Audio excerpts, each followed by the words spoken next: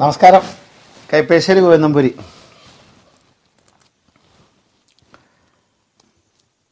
നമ്മൾ പലപ്പോഴും ശ്രീകൃഷ്ണ ഉപാസന, വിഷ്ണു ഉപാസന, വൈഷ്ണവ ഉപാസനകളെക്കുറിച്ച് നമ്മൾ നിരവധി സംസാരിച്ചിട്ടുണ്ട്.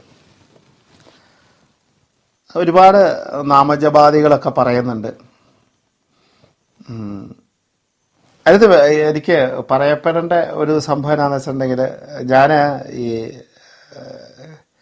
നാമജപത്തിൽ വിഷ്ണുനാമത്തിൽ നമഃശിവായ നാരായണനാമമൊക്കെ ജപിക്കണം. അങ്ങനെ ഞാൻ ശരിക്കും പറഞ്ഞാൽ അതിനെക്കുറിച്ച് പ്രാധാന്യത്തിൽ പല പ്രാവശ്യം പറഞ്ഞിട്ടുണ്ട്.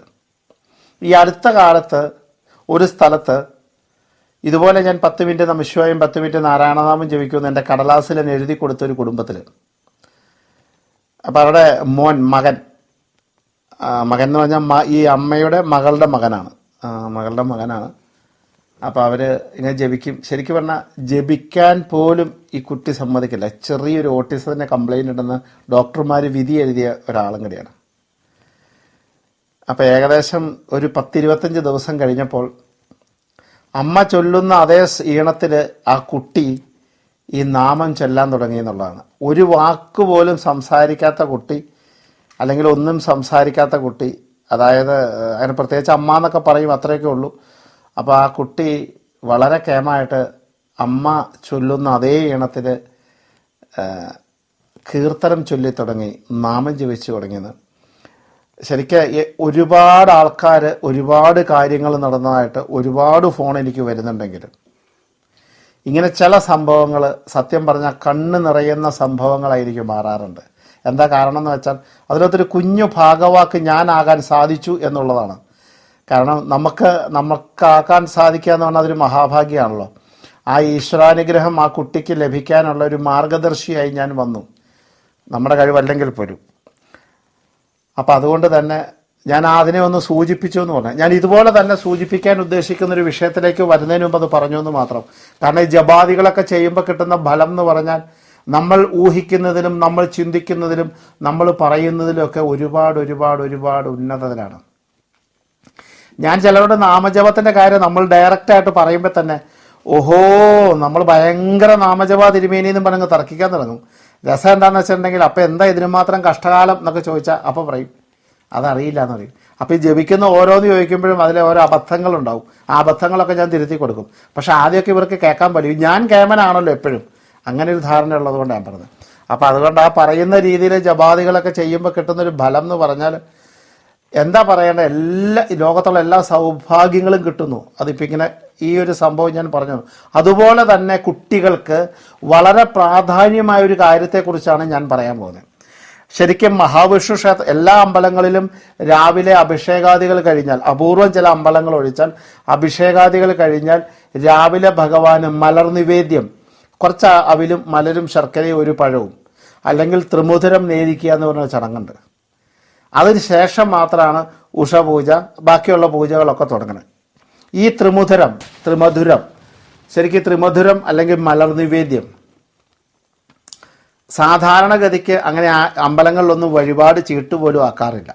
എന്താ കാരണം എന്ന് വെച്ച് കഴിഞ്ഞാൽ ശരിക്കും അതിനൊക്കെ അത്രയ്ക്കൊക്കെ അവർ പ്രാധാന്യവും അവരും കണ്ടിട്ടുള്ളൂ. പക്ഷേ അത് വിഷ്ണു ക്ഷേത്രങ്ങളിലെ രാവിലെ ത്രിമുധുരം കഴിച്ച് ത്രിമുധുരം ഭഗവാനെ നിവേദിച്ച് അത് നമ്മുടെ വകയായി നടത്താൻ പറ്റുകയും ആ ത്രിമുധുരം നമുക്ക് കഴിക്കാൻ ഉള്ളിൽ കഴിക്കാൻ പറ്റുകയും ചെയ്താൽ കുട്ടികൾക്ക് വിദ്യാപുരോഗതിക്ക് ഇത്തിപ്പരം നല്ലൊരു ഔഷധമില്ല എന്നാണ് പറയുന്നത്. ബുദ്ധി ഉണ്ടാവാൻ, സൽബുദ്ധി ഉണ്ടാവാൻ, നല്ല ദർശനം എന്ന് പറഞ്ഞാൽ നല്ല മുമ്പോട്ടുള്ള വഴികാട്ടി, നല്ല സമചിത്തതയുള്ള മൈൻഡ്, ഏകാഗ്രതയുള്ള ബുദ്ധി, അതിനൊക്കെ വളരെ കേമാണ് വൈഷ്ണവ ക്ഷേത്രം. അത് വിഷ്ണു ആയാലും കുഴപ്പമില്ല, കൃഷ്ണനായാലും കുഴപ്പമില്ല, ശ്രീരാമനായാലും കുഴപ്പമില്ല, നരസിംഹ ആയാലും കുഴപ്പമില്ല.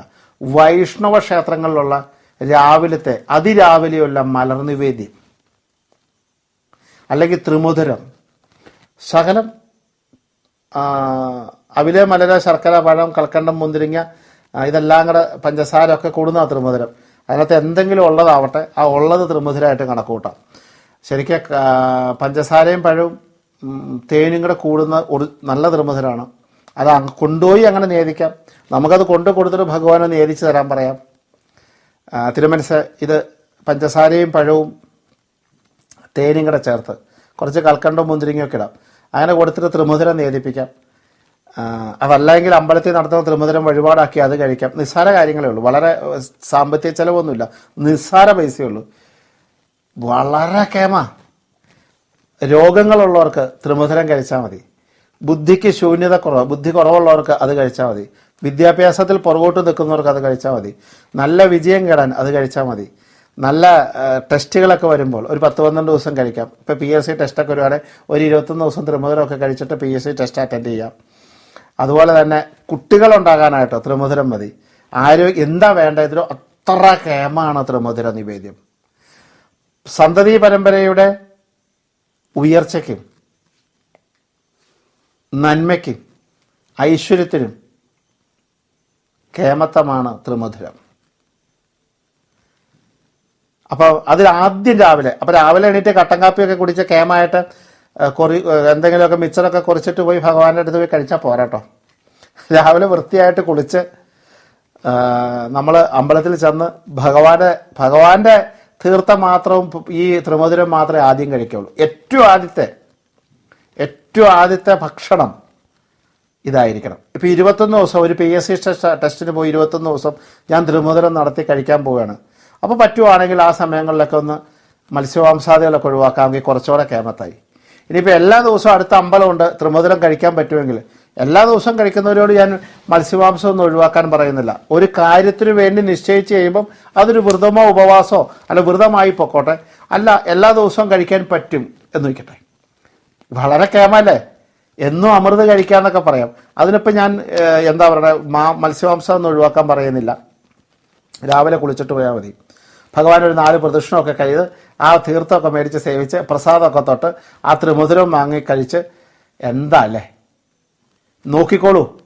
ഗംഭീരമായി നിൽക്കുന്ന അതിഗംഭീരമായി നിൽക്കുന്ന വളർച്ചയായിരിക്കും. അതിഗംഭീരമായി നിൽക്കുന്ന ഉയർച്ചയായി നിൽക്കും. അതിഗംഭീരമായി നിൽക്കുന്ന സനാതന ചിന്തകളായിരിക്കും. വളരെ കേമായിട്ടുള്ള ബുദ്ധിയായിരിക്കും.